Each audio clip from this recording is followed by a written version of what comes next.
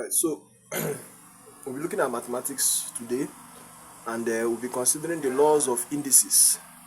The laws of indices on mathematics. The following laws of indices are true for all values of a, b, and x not equal to 0. X is not equal to 0. The first law is the multiplication law. The multiplication law of indices, it says when two similar numbers with different powers, the different powers there are indices. The different powers which are indices multiply themselves. The different powers which are indices multiply themselves. It says you take one of the numbers and add the powers. So you take one of the numbers and then you add the powers. When two similar numbers with different powers means indices, multiply themselves, you take one of the numbers and add the powers. All right, so I'll be having, if I have x raised to power a multiplied by x raised to power b, this means x raised to power a plus b. So I take one of the b's, one of these numbers, and I add the powers a plus b. That is it. That's multiplication law. Now look at division law of indices. Division law of indices tells us that when two similar numbers with different powers which is different indices, powers is indices, divide themselves, you take one of the numbers, then subtract the power of the divisor. Divisor is denominator from the power of the dividend. Dividend is numerator. Okay, so it says when two similar numbers with different powers divide themselves, you take one of the numbers, then subtract the power of the divisor from the power of the dividend, which is numerator. So if I'm having x raised to power a divided by x raised to power b, x raised to power a divided by x raised to power b, this is equals to x raised to power a all over x raised to power b. So I will subtract the power of the divisor from that of the dividend. This is my dividend and the lower one is my divisor, or you can say numerator and the lower one is my denominator. So I will subtract the power of this denominator from the power of the numerator. I say subtract the power of the divisor from the power of the dividend. So I'm having x raised to power a minus b. Okay, then look at the next one. The next one is the zero index law. The zero index law states that when a number is raised to power 0, it is equal to 1. So when a number is raised to power 0, that number is equal to 1. Take note, when a number is raised to power 0, it is equal to 1. Right, so x raised to power 0 is equal to 1 there. X raised to power 0 is equals to 1. So no matter how big that number is, even if it is 1,000 or 1 million, 1 million raised to power 0, it is 1. 1,000 raised to power 0, it is 1. That is the zero index law of indices. Now, the next is the negative index law. Negative index law of indices, it states that if a number is raised to a negative index, it is equal to the reciprocal of the number raised to a positive index. So if a number is raised to a negative index, it is equal to the reciprocal of the number raised to a positive index. Okay, so what is the meaning of this? It means that x raised to power minus a is equals to 1 over x raised to power a. So this is the negative index, minus a is the negative index. Now this minus there is the same thing as the reciprocal. Okay, so this negative there, the negative here is equivalent to the reciprocal 1 over. The negative here is equivalent to the reciprocal 1 all over. So x raised to power minus a is equals to 1 over x raised to power a. And x raised to power minus b is equal to 1 over x raised to power b. So this minus here indicates what? A reciprocal, which is 1 over. So x raised to power minus b is equals to the reciprocal of x raised to power b. And x raised to power minus a is equals to the reciprocal of x raised to power a. Alright, now let's look at these questions. They said simplify. We have to simplify the following. Roman figure 1, you have 10 raised to power 2, that is 10 raised to power 3. Roman figure 2, you have 22 n raised to power 7 divided by 2 n raised to power 3. Roman figure 3, you have 19 raised to power 0. Roman figure 4, 5 raised to power minus 2. Roman figure 5, 2 raised to power 3 times 1 over 6 raised to power minus 1.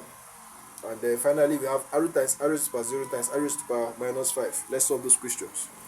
Alright, so you look at that question, you have 10 raised to the power 2 times 10 raised to the power 3. Now you apply the multiplication law of indices there.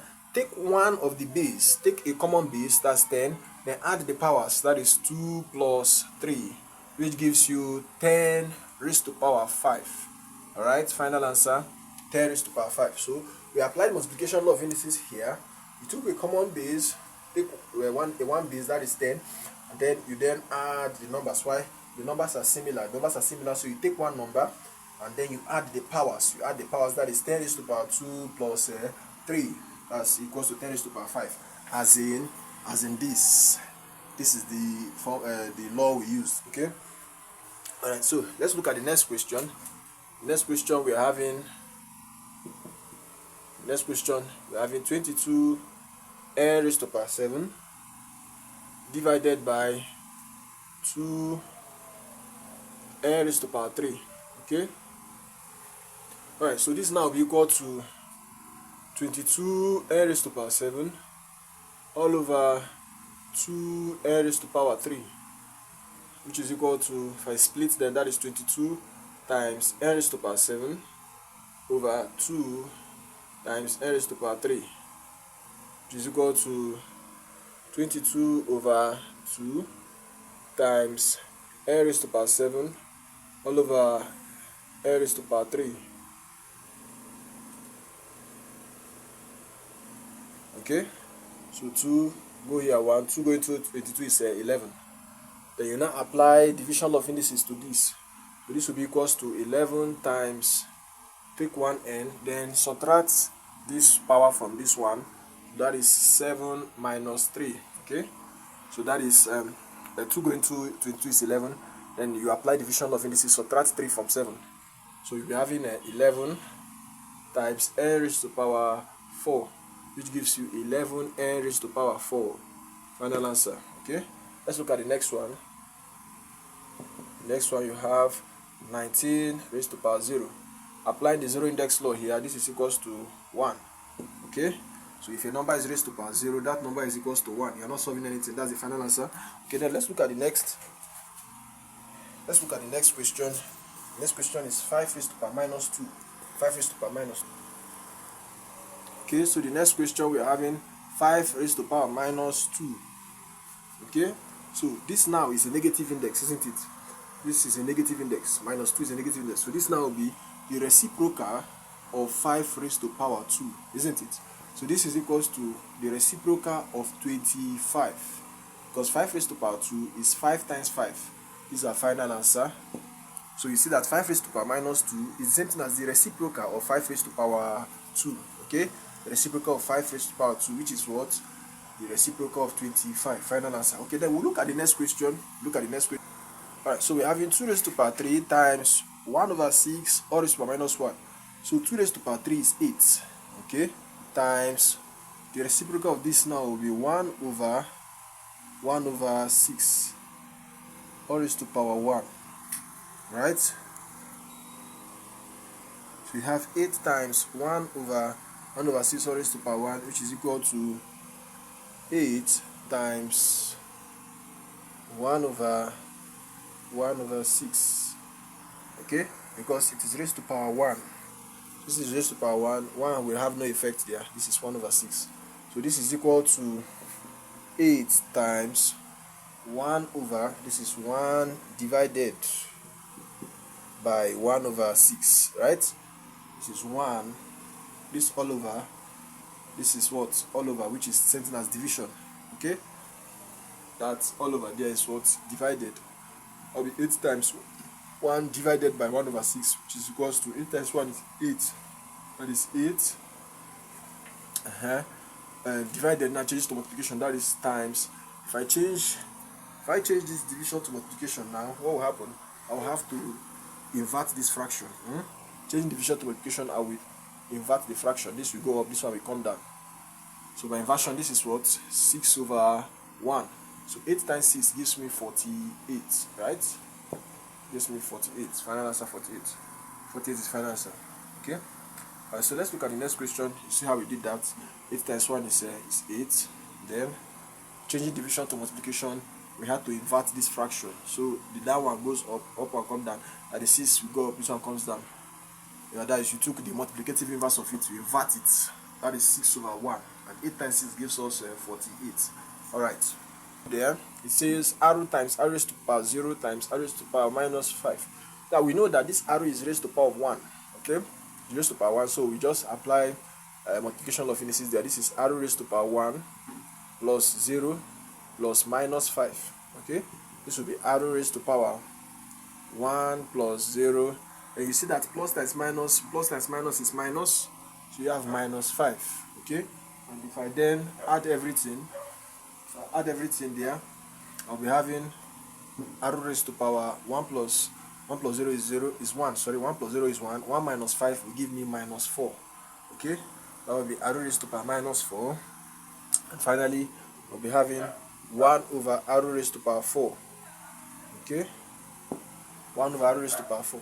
Now there's another method of solving this. You can say or if I have r times r raised to the power 0 times r raised to the power minus 5, okay, this will be equal to, this is r raised to the power 1 times r raised to the power 0 is what? Is 1.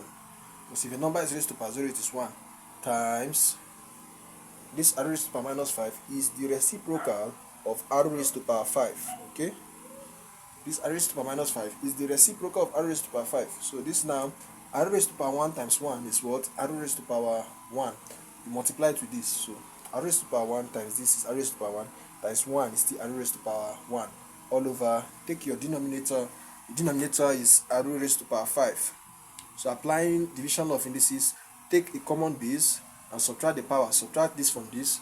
That is 1 minus 5. Okay, and 1 minus 5 gives us minus 4. So if I subtract that, this is r raised to the power minus 4. So you're having r raised to the power minus 4. Now if I convert this, this is the reciprocal of r raised to the power 4. The reciprocal of r raised to the power 4, final answer. Alright? So we observe that when I multiplied r times r raised to the power 0 that's r raised to the power minus 5. If a number is raised to the power 0, that number is equal to 1. Okay?